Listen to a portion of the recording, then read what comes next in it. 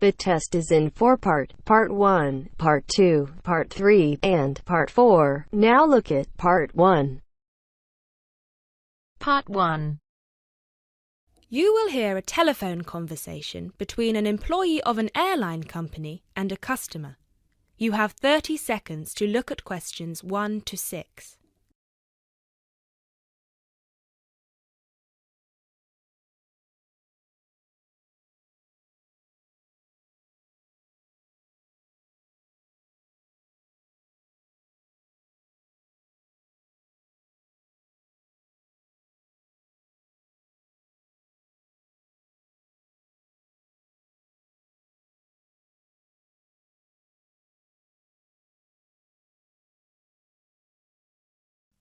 GB Airlines, this is Kyle speaking. How can I help? Hi, my name is Matt Walsh. I'm calling on behalf of Mr. John Sparrow to claim expenses for a delay in his flight last week. Good morning, Mr. Walsh. Thank you for calling. Could you please tell me the flight number and the date of departure? The date of departure was the 24th of January, 2016. I'm afraid I don't have the flight number in front of me at the moment. Okay, that's all right. One moment.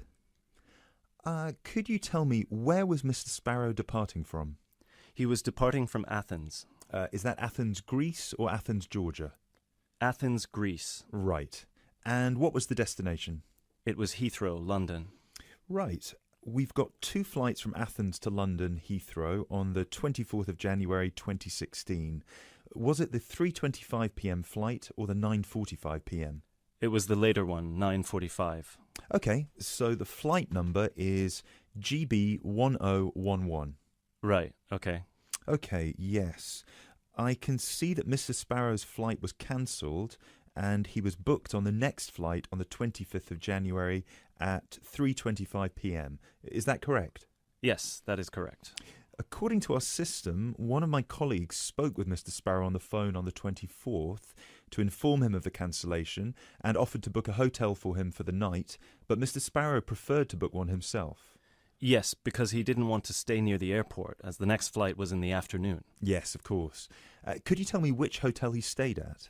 Yes, he stayed at the Hypnos Hotel. Oh, could you spell that for me? Of course. That's Hypnos. Right. Thank you for that. And could you please tell me how much the total cost was for the night? Sure. It was €73. Right. Do you have a copy of the receipt for that? Yes, of course. Would you like me to send it to you? Yes, please. Can I email a picture of it to you? Absolutely. The email address is refunds@gbairlines.co.uk. Great, thank you. No problem. Were there any other expenses you wish to claim? Actually, yes. There was also the taxi ride to the airport and the taxi ride back the next day. Right. And what was the total cost? The first taxi ride was €53 and the second one was 42, so 63, 73, 83. Yeah, so the total was €95. I'll send you the receipt for those as well. Thank you. Are there any other expenses? No, I think that's it.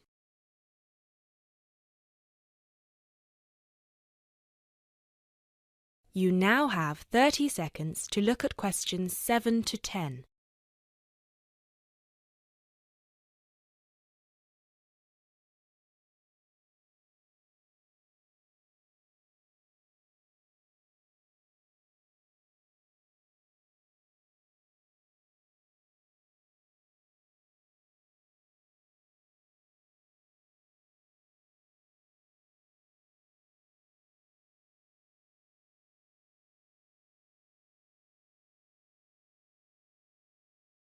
Excellent.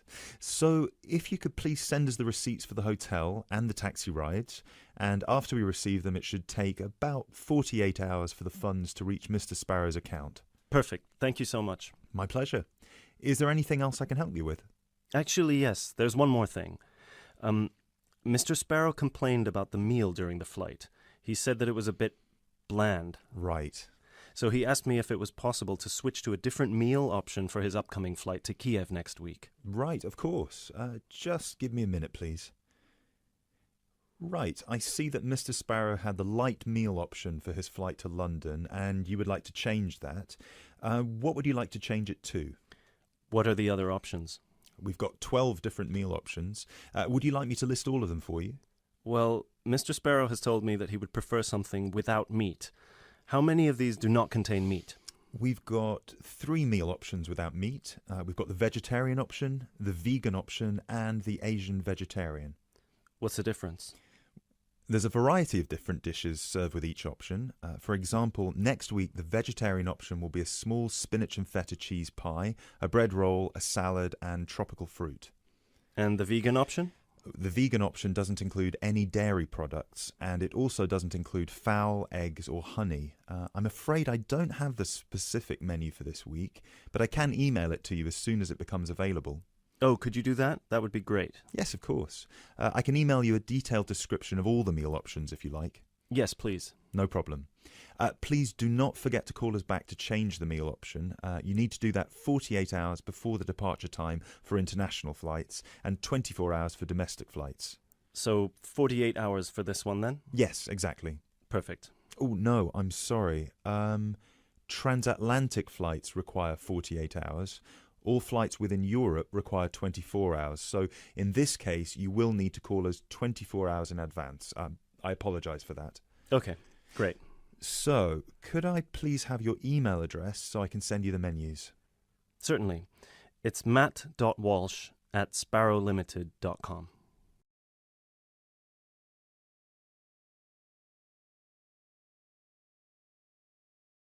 That is the end of part 1.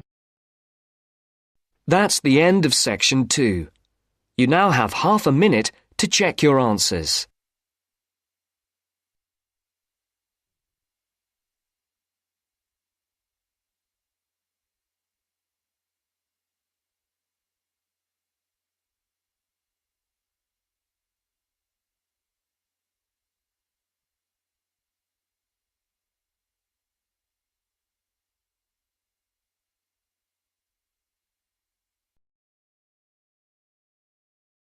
Now turns to part 2. Part 2. You will hear a talk about safety in different regions. First, look at questions 11 to 14.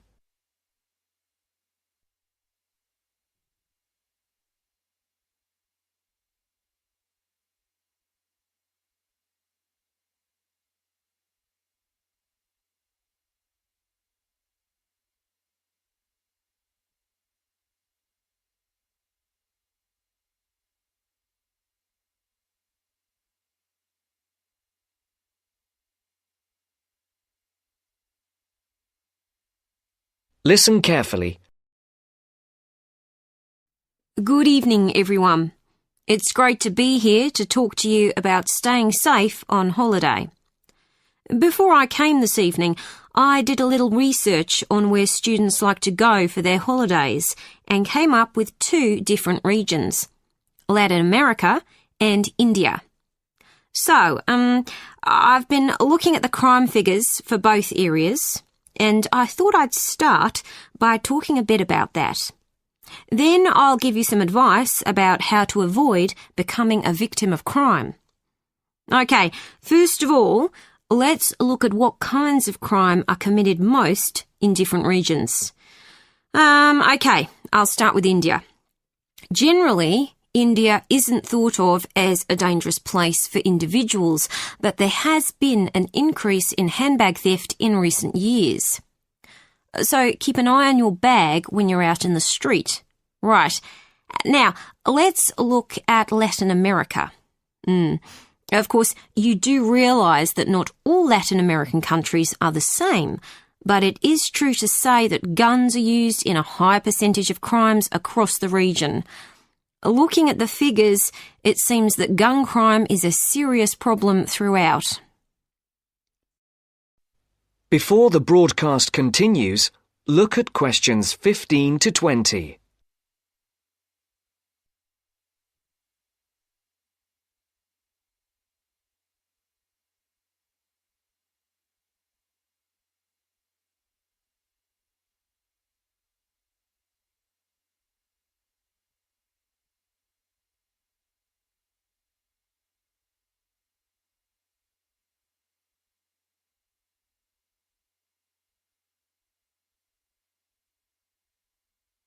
You will now listen to the second part of the talk. I can see some of you are thinking that it all sounds rather dangerous, but I know lots of people who've been there and had a really great time. They followed advice from the authorities, like making sure they didn't wear expensive jewellery in the street. And I'd certainly advise anyone travelling to Latin America to do the same. Another thing you should be careful of is not to go to lonely places at night. But of course, that's the same anywhere. But I must say, you do have to be very careful in some parts of Latin America when you take your money out of a cash machine. Sometimes you find that thieves stand very close to people at cash machines and take their money as it comes out. Okay, so now I'll finish by talking a little bit about India. I've actually been to India, and I didn't have any feeling that it was dangerous at all. First of all, I went on an organised tour with a group of people. This is definitely the best way to go because it's so much safer. I mean, I didn't go anywhere without the group, and we had a tour guide who spoke the local language and knew the area. In fact, I remember now, she warned us not to go off with strangers, even if they seem nice and friendly. But again, you wouldn't do that at home either, would you?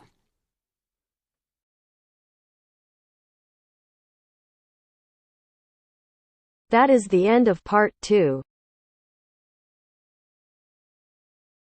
You now have half a minute to check your answers.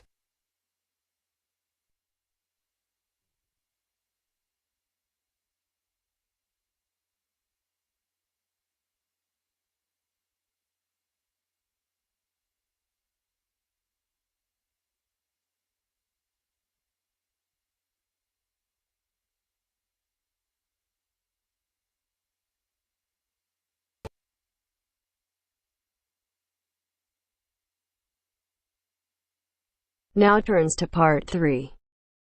Part 3.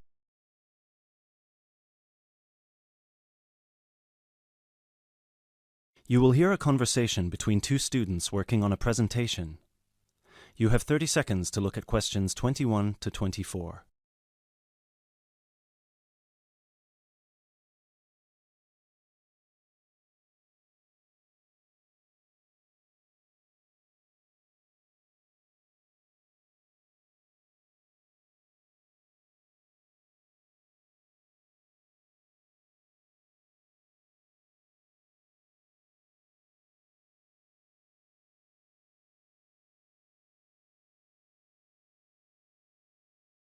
Hey Chris, thanks for coming.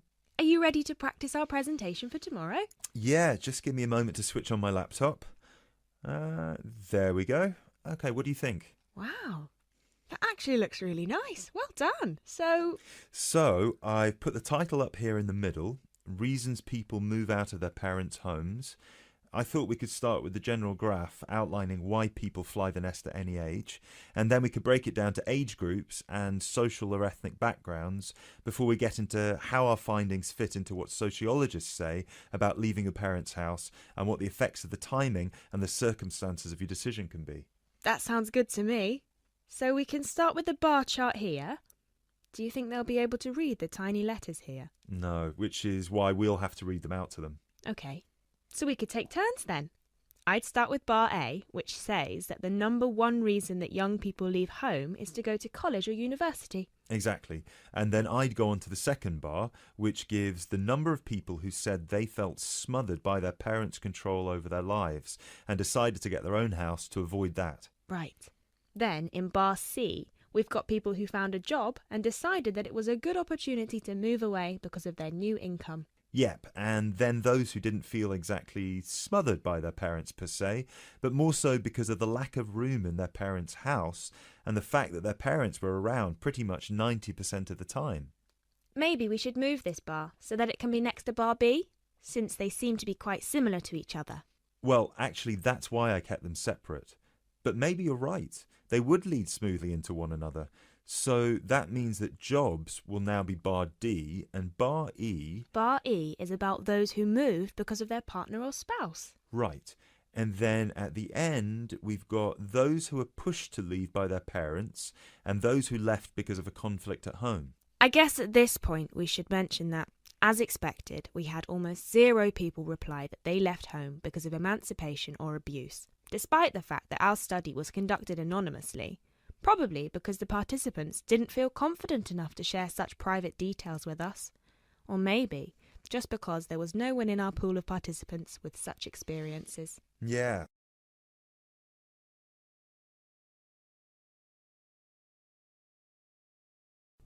Before you hear the rest of the talk, you have some time to look at questions 25 to 30.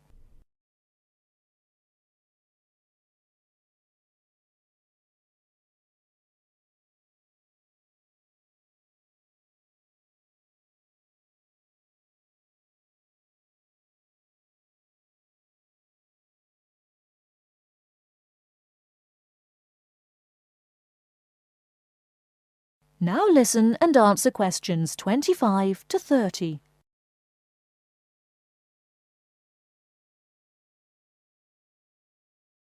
So then we can break it down to age groups and show these 4 different graphs for our 4 age groups.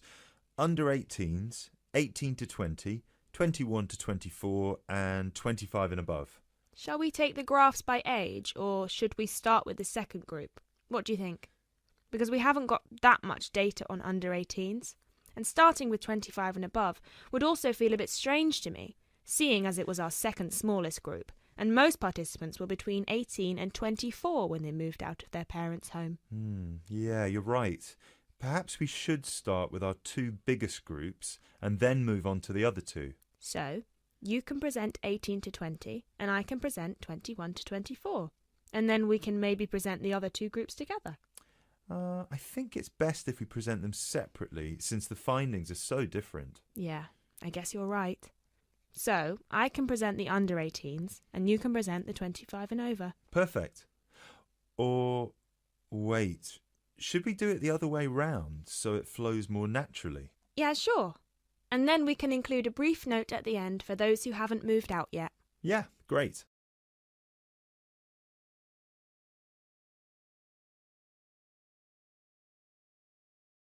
Excellent. So, then we can move on to the final chart before we get to the bibliography and explain what they said they found difficult when they moved out. Yeah, so we can say the biggest issue for everyone was finding a place to live, especially for those who didn't have a guarantor or didn't live in a student hall of residence. Yes, and that 30% of the participants also experienced some financial problems in the beginning, with bills and rent and food and everything. Right. Then an even larger number reported that they didn't expect to miss their family that much, but ended up visiting their parents' home often just to see them and spend some time with them. Although, we should probably cut that number down a notch to exclude those who went back home just so their parents could cook and do their laundry for them. Yeah, sure.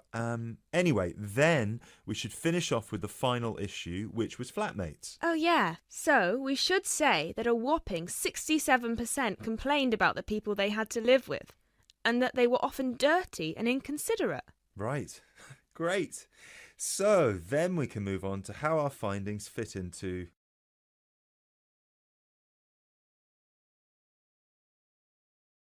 That is the end of part 3. You now have half a minute to check your answers.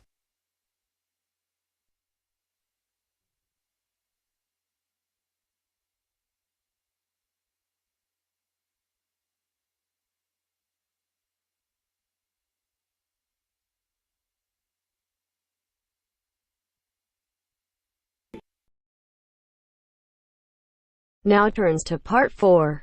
Part 4. You will hear an orientation lecture on sports therapy. First, you have some time to look at questions 31 to 40.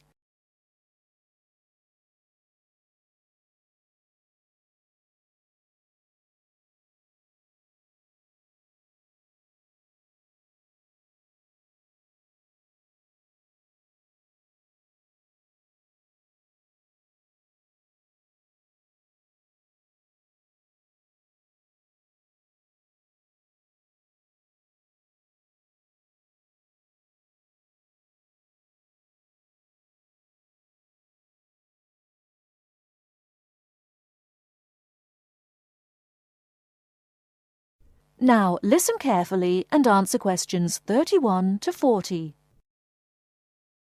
Good morning and welcome to the University's Open Day and to our lecture on sports therapy. There are two good reasons to be here. Firstly, you will experience what a university lecture is like, so take out your notebook and pen. And secondly, you will find out about the sports therapy program. OK, so what does a sports therapy program involve? Everybody in today's society knows the impact sport, health and fitness makes on the population's physical and mental health. Studying at Kent will develop your understanding of the ideas and issues within the sports therapy, health and fitness industries. Sports therapy is one of the fastest growing careers within the sports sector. The program teaches you all the specialist knowledge you need in order to work within these industries. This includes scientific aspects such as anatomy and physiology and sports psychology. You learn how to design training programs and lifestyle profiles for a range of clients and to understand the role of sports promotion and event management.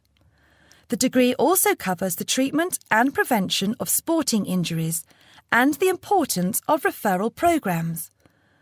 There will be a full description of these subjects for you available at the door when you leave this lecture.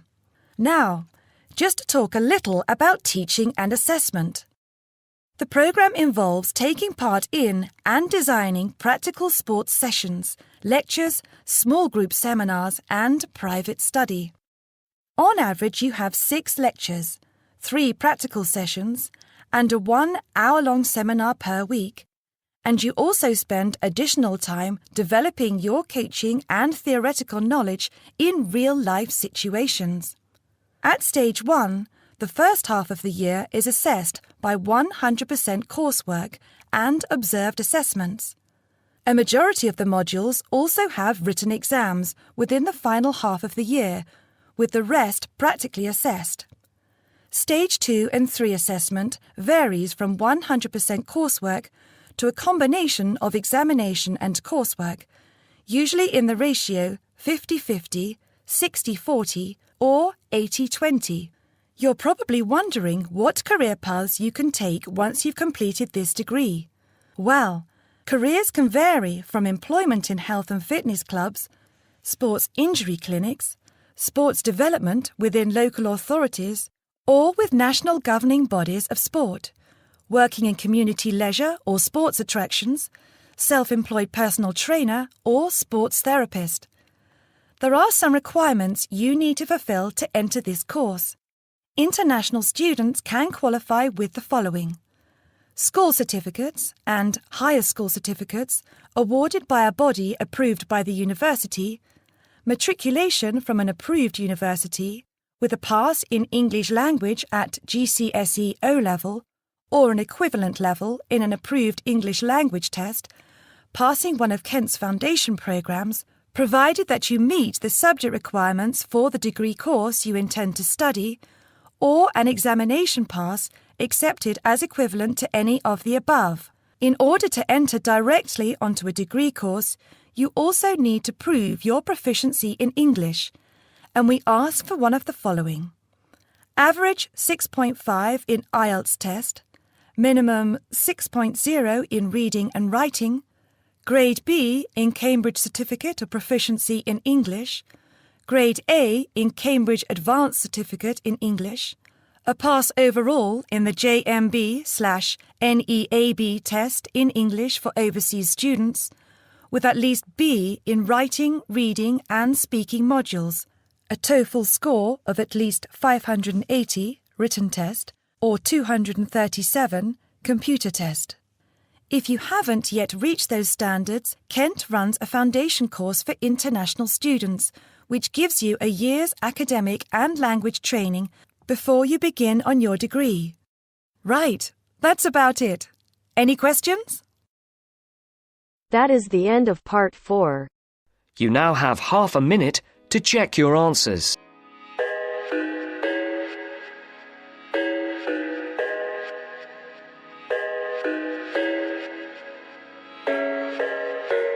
I thought I had it figured out, believed in us, we were meant to be, no doubt. A teenage love, everybody else could see the way we were, living in a fantasy. But when I kiss her, I don't know where we're going, I don't know at all. I don't know how we're growing, I'll be moving on, I'll be moving on. Gotta let it go, living on my own, making me strong. Now I wanna show I can hold my own. See how much I've grown. Better off alone, baby. I don't do it all alone.